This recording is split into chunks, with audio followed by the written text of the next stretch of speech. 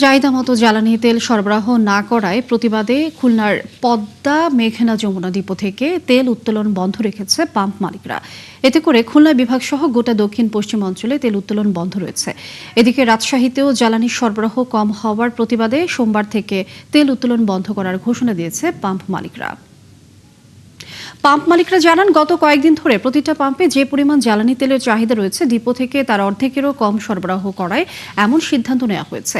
কোনো পাম্পে যদি 10,000 লিটারের চাহিদা থাকে তাহলে তেল সরবরাহ করে মাত্র 2,000 লিটার, তাও পেট্রোল দিলে অকটেন দেয় না, অকটেন দিলে ডিজেল দেয় না। এমন নানাভাবে হয়রানি করা হচ্ছে পাম্প মালিকদের।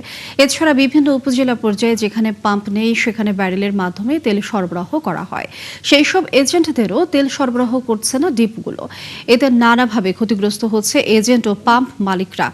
তারা আরও জানান, কেন্দ্র থেকে পরবর্তী সিদ্ধান্ত না জানানো পর্যন্ত এই ধর্মঘট অব্যাহত থাকবে।